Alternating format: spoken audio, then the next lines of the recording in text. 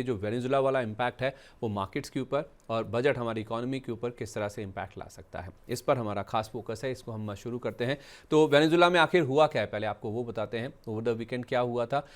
Venezuela पे क्या हुआ, 2 जनवरी की रात को यूएस ने बड़ा हमला कर दिया। वहाँ पे 150 से ज़्यादा विमान हैं जो कि एकाएक वेनेजुला की धरती पर पहुँच गए। वहाँ पे बड़ा अटैक होता हुआ देखा और वहाँ के जो राष्ट्रपति है मुदारो, उनको भी अगवा कर लिया गया यूएस की ओर से। तो बड़ा इम्पैक्ट है और उसको बाद में उनको और उनकी पत्नी को, दोनों को न्यूयॉर्क लेके जाया गया और उनके ऊपर मुकदमा चलाया जाएगा। कुछ सीरियस यहाँ पर इल्ज़ाम है जो कि लगाए गए हैं उनके ऊपर और माना जा रहा है कि ये संघर्ष जो है दोनों देशों के बीच में शायद लंबा चलता हुआ नजर आ सकता है। अब इसकी 3-4 अलग अलग व्यूज़ हैं या फिर रीजंस हैं, कुछ थ्योरीज लगाई जा रही हैं कि क्यों ऐसा होता हुआ दिखा है। एक तो सबसे ऑब्वियस जो चीज़ सबसे पहले सामने आ रही है वो है ड्रग्स का एंगल, जिसको लेकर हो सकता है कि न्यूयॉर्क की अदालत में इनके ऊपर केस चलता हुआ नज़र आएगा भी। फिर दूसरी ओर अगर आप देखेंगे तो आप नज़र आएगा आपको कि इसमें चाइना वाला एंगल भी है। कच्चा तेल तो है ही है क्योंकि वेनेजुला के पास हालांकि उत्पादन ज़्यादा नहीं है, लेकिन दुनिया के सबसे ज़्यादा ऑयल रिजर्व्स वेनेजुला के पास ही है। आपको सुनकर हैरानी होगी, 303 बिलियन बैरल का रिज़र्व है वेनेजुला के पास। यूएस से ज़्यादा, सऊदी अरेबिया से ज़्यादा, किसी भी कुवैत जैसे देश से ज़्यादा रिजर्व्स ये लेकर बैठे हैं। बस इनकी कुछ पॉलिसीज़ ख़राब होगी जिस वजह से दिक्कत की बात है, लेकिन ओवरऑल आप देखिए सऊदी अरब से भी ज़्यादा का रिज़र्व है वेनेजुला के पास, कनाडा से ज़्यादा, इराक से ज़्यादा, रशिया से ज़्यादा, यूएस से भी ज़्यादा और यूएई से भी ज़्यादा लेकर बैठे हैं तेल का रिज़र्व।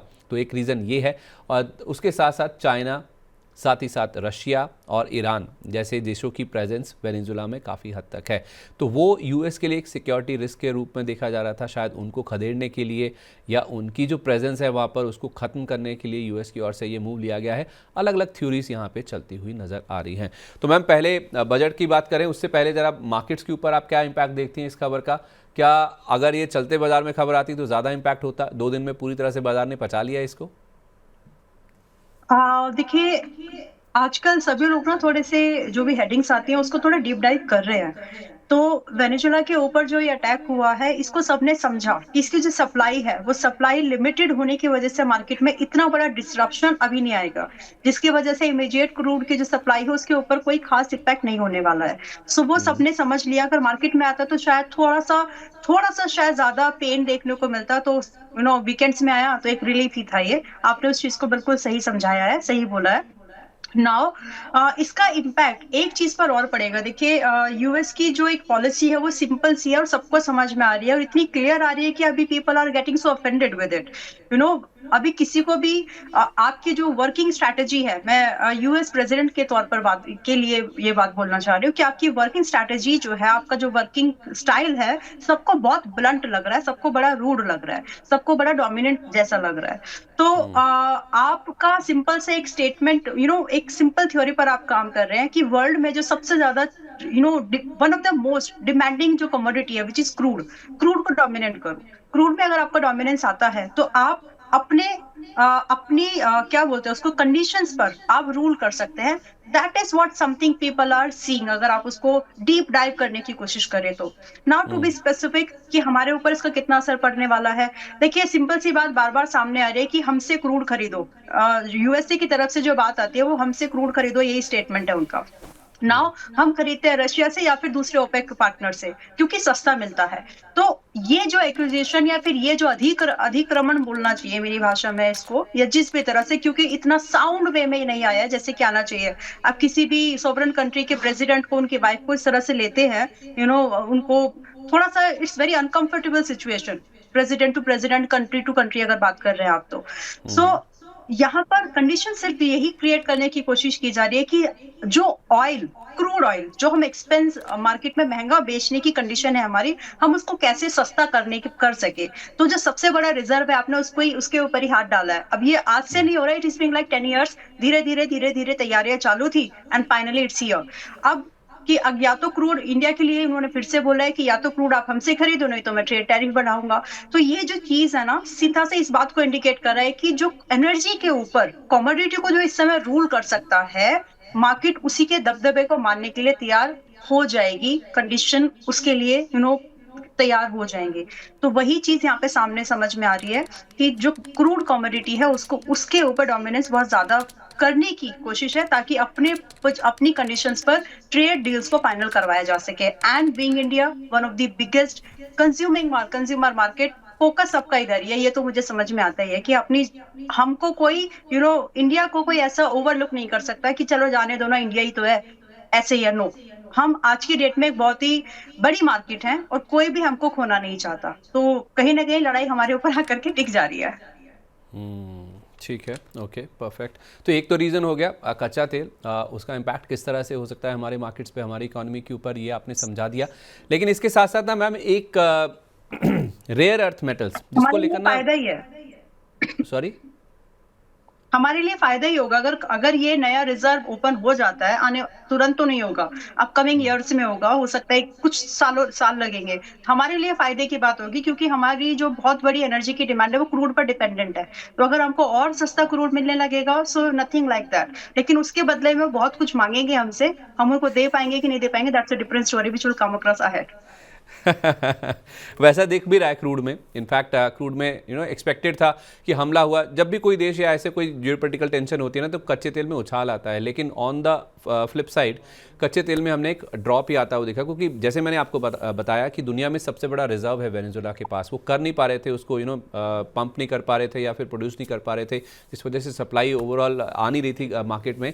तो शायद यही कारण था कि क्रूड में हम देख रहे हैं कि जिस तरह के लेवल्स थे। लेकिन अब ये सप्लाई जब मार्केट में आने की होप बनी कि यूएस ओवरटेक कर लेगा या फिर अमेरिकी कंपनियां वहां जाके प्रोडक्शन करेंगी, तो जाहिर सी बात है सप्लाई बढ़ेगी और उसी का इंपैक्ट हमने क्रूड में नीचे की ओर बनता हुआ देखा भी है। अब एक दूसरा एंगल इसमें जो है मैम, वो है रेयर अर्थ मेटल्स वाला। यूएस की डिपेंडेंसी चाइना के ऊपर काफ़ी ज़्यादा है, क्योंकि वेपन्स का बड़े मात्रा में करते हैं ये प्रोडक्शन। तो उसमें ये जो रेयर अर्थ हुए या फिर जो ऐसी चीज़ें कोल्टन जैसी या फिर जो इससे रिलेटेड खनिज पदार्थ जो हैं, वो माना जा रहा है कि वेनेजुएला में काफ़ी हद तक है। और ये यूएस के हिसाब से देखें ना, यूएस की जो डिपेंडेंसी जिन खासतौर पे 12 या टॉप 50 में से जो 28 ऐसे रेयर अर्थ मेटल्स हैं, वो काफ़ी हद तक फुली है, मतलब 100% इंपोर्ट निर्भरता ही है इनकी। एक एंगल इसमें ये भी एक्सप्लोर किया जा रहा है। अगर ये वाला एंगल भी है और उसके साथ साथ अगर मैं चाइना, रशिया और ईरान की जो प्रेजेंस है वेनेजुएला में, उसको खदेड़ने की भी बात की जाए, तो इसका हमारी इकोनॉमी के ऊपर और हमारे बजट के ऊपर आप किस तरह का इम्पैक्ट देखती हैं? देखिए, लड़ाई कहीं पर भी हो तो डिफेंस भागता है, ये एक सिंपल सा थंब रूल है। अपने घर या अपने पड़ोसी के आसपास हो तो भी आपके डिफेंस स्टॉक में मूवमेंट देखने के लिए मिलेगा।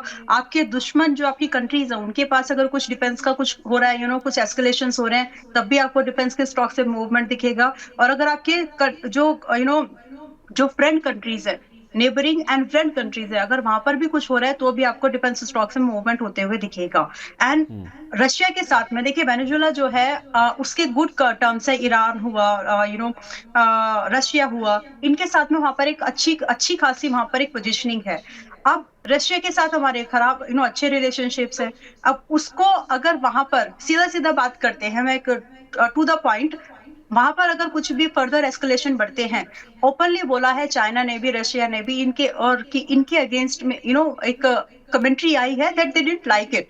तो सीधी सी बात है कि जो एक हमारी जो बहुत ही अच्छे रिलेशन वाली कंट्री है यूएसए, और एक हमारी फ्रेंड कंट्री है रशिया, और एक हमारी दूसरी कंट्री है चाइना, जिसके साथ बहुत स्वीट रिलेशनशिप नहीं है। तो कंडीशन ये है कि भारत के लिए यहाँ पर एक सुदृढ़, भारत को अपने आप को मजबूत एक प्रोटेक्टिव अप्रोच में रखने की जरूरत है। एंड ऑन दिस लाइट, इस नोट पर जो हमारे डिफेंस के जो स्टॉक्स हैं, उस चीज को आभास कर चुके हैं, वो इंडस्ट्री उस चीज को फिर से एक्सपीरियंस कर रही है कि ठीक है भैया, दिस इज द टाइम, हमें थोड़ा बहुत इसमें इन्वेस्टर्स के पॉइंट ऑफ व्यू से इन्वेस्टमेंट जो है कर लेनी चाहिए, अभी भी it's not let. Country point of view से जो बजट आने वाला है, इस पर फोकस रहेगा इस बार भी। अब वो बजट का फोकस जो है वो एजुकेशन से घटाएंगे कि फार्मा सेक्टर से घटाएंगे, हेल्थ केयर से घटाएंगे, लेकिन डिफेंस पर मुझे लगता है कि फिर अभी भी जो है बजट में थोड़ा सा इंक्रीमेंट हम बजट एलोकेशन में देख सकते हैं, तो उसका असर हमको स्टॉक्स पर दिखेगा। ठीक है, तो आप कह रही हैं कि मतलब डिफेंस के लिहाज से देखा जाए तो बजट में इस चीज़ का इम्पैक्ट साफ तौर पे देखने को मिल सकता है, कुछ एलोकेशंस बढ़ के आ सकता है। तो डिफेंस में आपकी कोई पिक्स, कोई अच्छे स्टॉक्स जो आपको काफ़ी अच्छे लग रहे हैं फिलहाल? देखिए, एक न्यू एज कंपनी है जो आइडिया फोर्स, मुझे आइडिया फोर्स ठीक ठाक लग रही है। करंट प्राइस से भी कई बार बोल चुके हैं, आज फिर से 5% अप है। जब से इसको रेकमेंड करना शुरू किया है, इट वाज लाइक 465 470 की रेंज से 2-3 बार आया है ये बातों में कि क्या खरीदे।